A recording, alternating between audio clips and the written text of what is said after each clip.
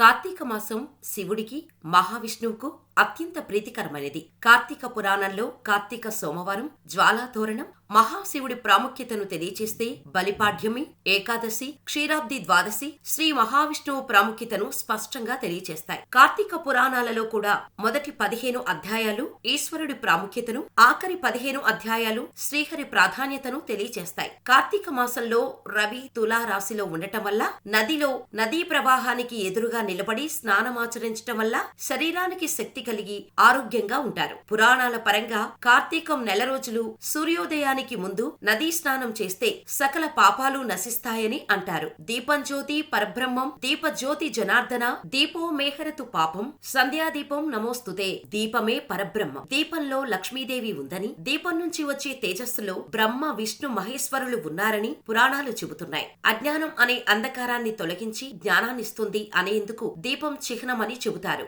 నిత్యం దీపారాధన చేసే ఇంట్లో ఎలాంటి దోషాలు ఉండవని చెబుతారు. అయితే ఏడాదంతా దీపారాధన చేయని వారు కనీసం కార్తీక మాసంలో అయినా దీపం వెలిగించాలి. ఇది కూడా కుదరకపోతే కార్తీక సోమవారం, ఏకాదశి, ద్వాదశి, పౌర్ణమి, అమావాస్య రోజుల్లో అయినా వెలిగించాలని చెబుతారు. ముఖ్యంగా కార్తీక మాసంలో సంధ్యాదీపం ప్రధానం. సాయంత్రం పూట ఆలయంలో కాని, తులసి కోట కాని, రావి చెట్టు వద్ద కాని, మేడపైన, ఏదైనా నది వద్ద దీపారాధన చేస్తే శివానుగ్రహం లభిస్తుందని కార్తీక పురాణంలో ఉంది. వాస్తవంగా చెప్పాలంటే ఉపవాసం దేవుడి కోసం కాదు, మన ఆరోగ్యం కోసం చేయాలి. వారంలో ఒక రోజు ఉపవాసం ఉండటం జీర్ణ వ్యవస్థ మెరుగుపడుతుంది, మనస్సు నిర్మలంగా మారి దైవం వైపు మల్లుతుంది. కార్తీక సోమవారాల్లో ఉపవాసం ఉండటం కేవలం ఆహారాన్ని మానేయడమే కాదు, కోరికలు పక్కన పెట్టి ధ్యాసను భగవంతుడిపై లగ్నం చేయటం. ఉపవాసం ఉన్న ప్రతి క్షణం మనసు భగవంతుడిపై లగ్నం చేసి భగవతారాధనలో గడిపిన వారికి ఉపవాస ఫలం సిద్ధిస్తోంది. కార్తీక ఏకాదశి మొత్తం ఉపవాసం ఉండి ద్వాదశి రోజు ఉదయాన్నే స్నానమాచరించి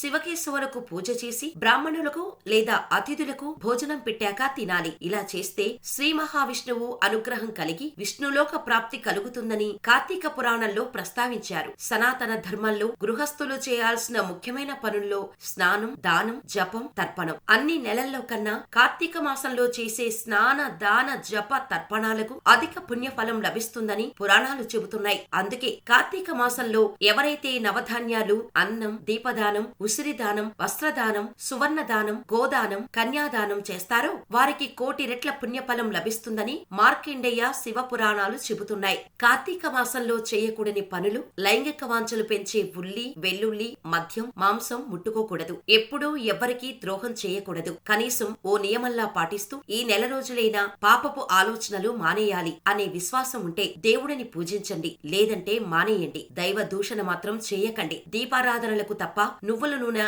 ఇతరత్ర అవసరాలకు ఉపయోగించకండి. మినుములు తినకూడదు. నలుగు పెట్టుకుని స్నానం చేయకూడదు. కార్తీక వ్రతం పాటించేవారు ఆ వ్రతం చేయని వారి చేతి వంట తినకూడదు. నా కార్తీకే సమోమాసం, నా కృతేనే సమం యుగం, నవేదే సద్రసం శాస్త్రం, నా తీర్థ గంగాయ సమం. అంటే కృతయుగంతో సమానమైన యుగం, వేదాలకు సమానమైన శాస్త్రం, గంగకు సమానమైన నది, కార్తీక మాసానికి సమానమైన మాసం లేదని అర్థం.